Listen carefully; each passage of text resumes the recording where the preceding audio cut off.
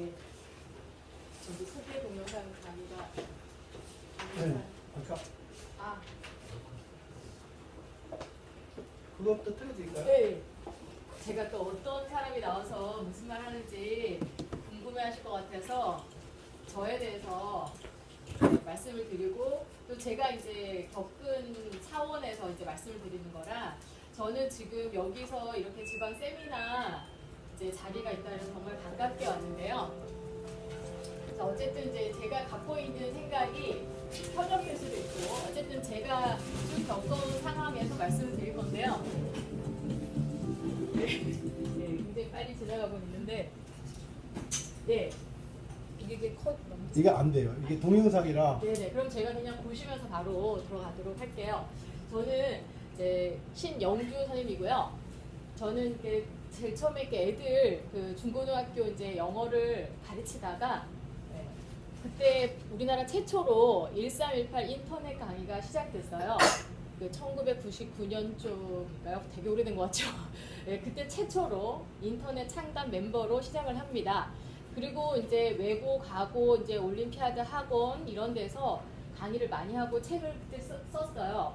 그런데도 부족한 게 이제 많이 느껴져서 다시 이제 캘리포니아 그 유니버시티 오브 캘리포니아로 갑니다. 가서 이제 테소를 공부를 하고 우리나라 거기에서 이제 테소를 하고 나면 거기에서 이제 인터내셔널 스튜던트를 이제 가르칠 수 있거든요. 그래서 거기서 어느 정도 좀 가르치고 한국에 와서 다시 이제 뭐 책 쓰는 일부터 해서 인터넷 강의 뭐 여러 가지를 이제 많이 이제 닥치는 대로 이제 많이 했어요. 제가 이제 도움이 될 수 있는 것들은 다 했는데 그러면서 이제 그 제가 이 지방 세미나 정말 이렇게 고맙게 온 건 뭐냐면요. 제가 주로 한 거는 그 사실 지금도 대치동에서 애 키우면서 이제 대치동에서 강의를 하거든요. 따라가기 진짜 힘듭니다. 애도 제가 좀 늦게 결혼해서 아직 어리긴 한데 어쨌든 그러면서 이제 제가 책 쓰고 인터넷 강의하면서 계속 겪는 게 뭐냐면 지방에서 갖고 계시는 생각은 좀 틀릴 거다라는 생각을 해요. 그리고 지금 많은 분들이 뭐 다니시면서 시장 조사를 해갖고 와서 저한테 얘기를 하시는데 어떨 때 제가 참 그걸 못 맞추겠다 싶은 생각이 들 경우도 있거든요. 그래서 오늘 제가 어쨌든 제가 갖고 있는 경험을 최대한 이제 말씀을 드릴 거예요. 그러면 거기에서 이제 틀린 생각도 있을 것 같고요. 선생님들 많은 그 생각들을 또 얘기를 해주시고 질문도 받고 서로 공감대를 가져서 얘기를 하고 그걸 최대한 책을 쓰거나 좋은 그 이제 여기서도 쓰실 수 있는 것들을 많이 만들도록 노력을 하겠습니다. 지금도 뭐 여기 다락원 좋은 출판사에서 제가 책을 썼는데요. 사실은 그 1318 인터넷 강의를 하고 제가 이제 강의를 하고 이제 많은 출판사에서 보시고 책 쓰는 의뢰들이 오더라고요. 그리고 선생님들도 학생들이 보는 게 아니라 선생님들이 정말 많이 보시더라고요. 인터넷 강의를요. 그리고서는 이제 솔직하게 이제 내가 강의하면서 이런 건 좀 어려웠다라고 질문하시는 분도 계셨고 어떤 분은 학생인 것처럼 질문을 하시더라고요. 그래도 이제 제가 보면은 아 이건 선생님이시구나 이런 거 알 수 있었는데요. 그러면서 이제 그 디딤돌 뭐 천재 지금도 이제 뭐 천재 체크나 뭐 이런 책을 계속 쓰고 있고요. 그리고 이제 출판사 요번에 이제 나온 책들하고 다 해서 계속해서 지금 다라온에도 그렇고 신간에 대해서 노력을 하고 있습니다. 지금 내공 책을 받으셨지만 이 책이 이제 계속 2세, 3세 찍히면서 또 달라질 거라고 보고요. 선생님들이 보시고 피드백을 주시면 좋을 것 같아요.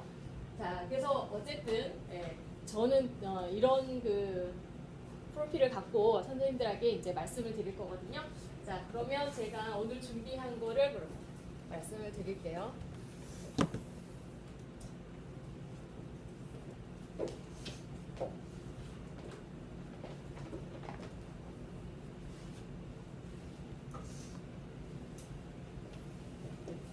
아까 그 사진을 봤을 때 웃음이 나오시는 사기성 있는 사진이다부터 애들도 그 아까는 나왔던 거 사실은 저기 그 내일 신문사 미즈내일 잡지 표지 모델 사진이거든요. 손을 조금 갔습니다. 그래서 그걸로 이제 애들이 오면은 그 선생님이 아니다부터 시작해서 사실은 그랬거든요. 재작년에 그랬는데 작년에 이 책을 쓰면서 하도 1년 동안 너무 힘들게 쓰다 보니까 막 늙어서 지금 이렇게 된 거고요. 어쨌든 지금 제가 오늘 말씀드리고 싶은 거는 중학영어 공부 방향이에요. 그 중에서도 그 서술형 대비에 대해서 예, 어떻게 이제 제가 해왔고 성공 사례들을 가능한 한 말씀을 드릴 거고요. 저도 정말로 그 인터넷 강의 하나 올라가면 거기에 대한 피드백이 사방에서 옵니다. 제일 처음에 했을 땐 심지어 미국에서 공부하는 학생들이 뭐 집안의 할아버지부터 미국에 이제 다 이민을 와서 선생님 강의를 듣는데 뭐 어쩌다 이런 것부터 시작해서 굉장히 피드백을 많이 받아봤어요. 그리고 막 좋다는 얘기도 있고 좀 뭐 어떻게 했으면 좋겠다는 얘기도 많이 있고 정말 그 대치동에서는 정말 한강제 듣고 나가서 바로 이제 신청 그거 안 하겠다고 하는 일도 있고 하니까 얼마나 진짜 치열하게 살았습니다. 네, 치열하게 살고 진짜 이 책 하나 만들기 전까지 아까 전에도 보셨겠지만 굉장히 많은 책들을 쓰면서요.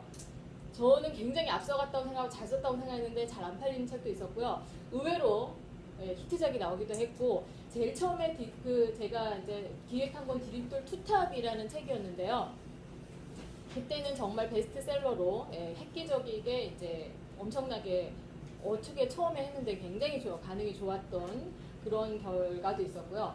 제가 그런 결과를 가졌던 거는 그 전에 인터넷 강의하기 전에 5, 6년 동안 굉장히 많이 수업을 많이 했습니다. 진짜 쓰러질 정도로 거기에 이제 외고 준비하는 애들 또 외고반, 과고반 이렇게 하면서 수업을 많이 하면서 오프 강의 때 굉장히 많은 경험을 받아서 그게 이제 인터넷 강의 하면서 많이 이제 나왔던 것 같고요. 인터넷 강의 하면서 제가 그 생각하면서 좀그 인터넷 강의 하면서 조금 이렇게 막 이렇게 명성이 좀 올라가다 보니까 오프 강의를 제가 줄였습니다. 그래서 오프 강의를 줄이고 인터넷 강의 사방에서 생기는 대로 다 했던 것 같아요.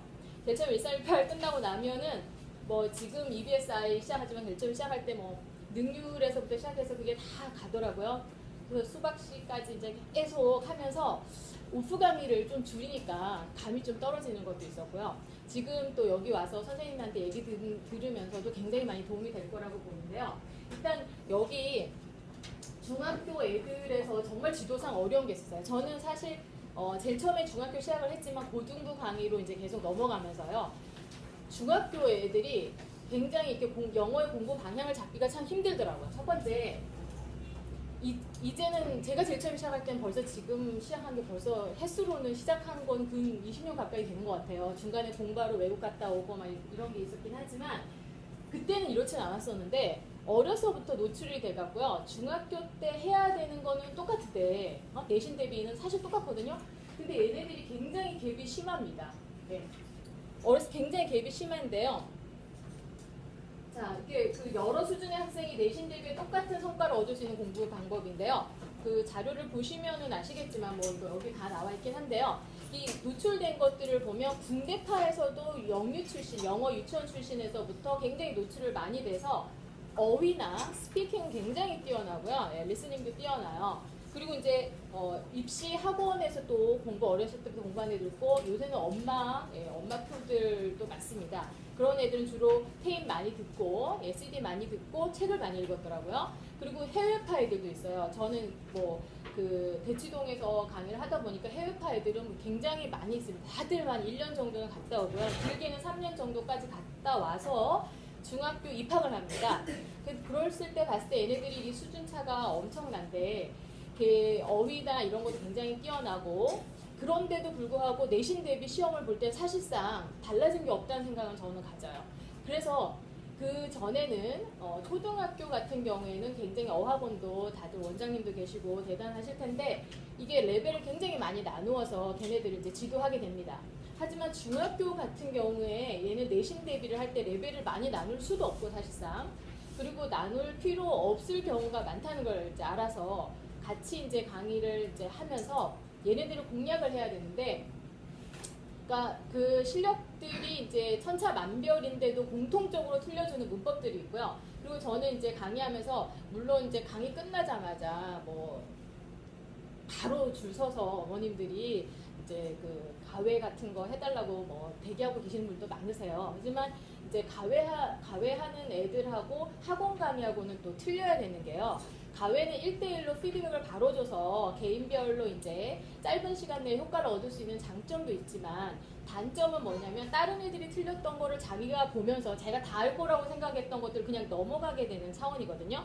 그런 것들을 학원에서 제가 계속해서 1대1이 아니더라도 전체적인 클리닉과 피드백을 주면 많은 애들이 그 가외하는 것보다 훨씬 더 도움을 많이 받게 돼요. 그래서 계속해서 이렇게 여러 가지 타 애들의 케이스에 그러니까 성공 사례가 아닌 것들을 얘기를 해주는 거죠.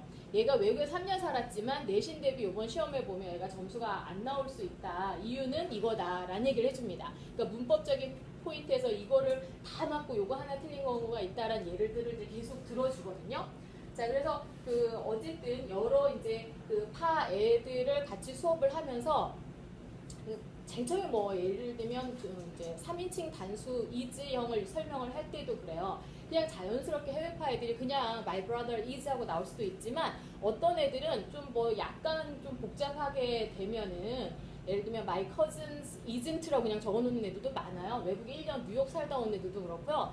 뭐 그런 케이스도 있어요. 그래서 그런 거를 다 이렇게 잡아줘야 됩니다. 심지어는 isn't와 doesn't 쓰는 거, don't 뭐 이렇게 쓰는 것들을 다 순 엉터리로 합니다.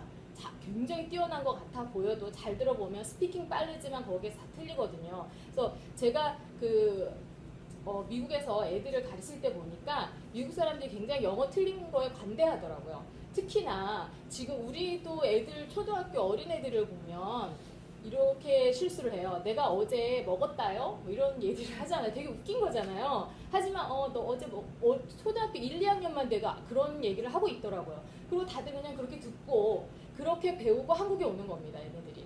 근데 우리가 이 한국에서 중학교 시험을 볼 때만 해도 사실상 미국의 중학교 애들보다 훨씬 더 수준 높은 것들을 계속 테스트를 하거든요. 거기에 이제 맞춰줘야 되는 거라 제가 애들한테도 항상 얘기를 하죠.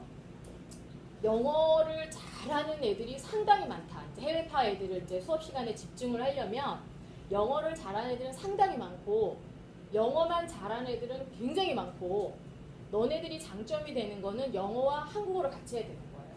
지금 우리 1.5세대 교포들뿐만 아니라 저 나이 또래의 초기 유학파들이 이제 돌아와서 한국에서 이제 어떻게 되는지를 보시면 아는데 제일 처음에 엄청나게 기대를 많이 했죠. 그래서 공급도 더 많이 줬지만 사실상 장점이라는 게 찾을 수가 없게 됐기 때문에 지금 제 친구들도 그렇고 해외파 애들도 아예 해외에서 근무를 하던가 한국에서는 되게 어정쩡하게 된 거예요. 그래서 한국에 지금 이렇게 단기 유학파 애들이 갔다 왔을 경우에 걔네들을 몰입시킬 수 있는 방법들은 그런 예들을 많이 얘기를 해주고 너가 잘할 수 있는 거는 한국어, 영어를 같이 잘해야지 장점이지 이게 영어만 잘해서 애들이 저 무슨 뜻인지 아는데요. 해석해야 돼요. 뭐 이렇게 해석 저 알아요. 이렇게 넘어갑니다.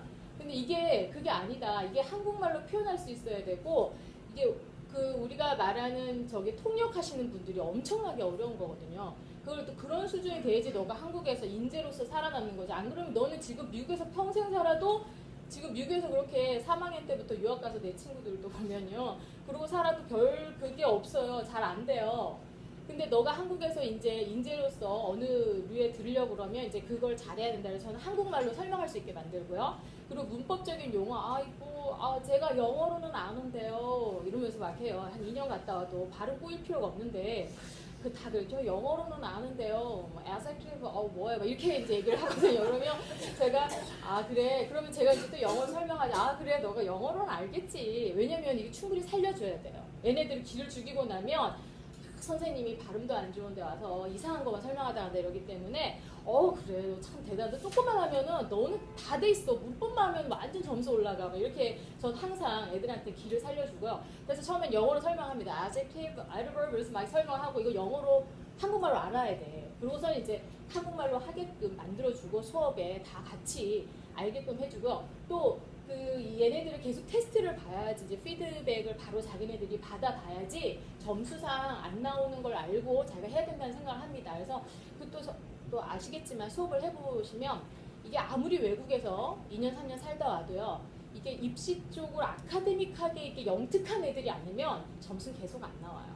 그래서 사실상 지금 뭐 아시겠지만 단기 유학에 대해서 여러 가지 회의를 많이 갖고 있고 갔다 오는 게 플러스냐 마이너스냐 지금 저희 동네에서도 저도 당장 지금 아기가 초등학교 3학년인데요. 워낙에 잘하는 애들이 많으니까요. 제가 초등학생은 안 가르쳐 봐갖고 잘 못하겠더라고요. 그래서 학원에 보냅니다. 학원에 보내면서 단어 시험을 참 못 봐갖고 그래서 엄마 영어 선생님이랑 얘기하지 말고 다녀 이렇게 얘기를 합니다. 엄청나게 다들 너무 똑똑하게 잘하는 애들이 많더라고요. 그래서 어쨌든 간에 저 그 내가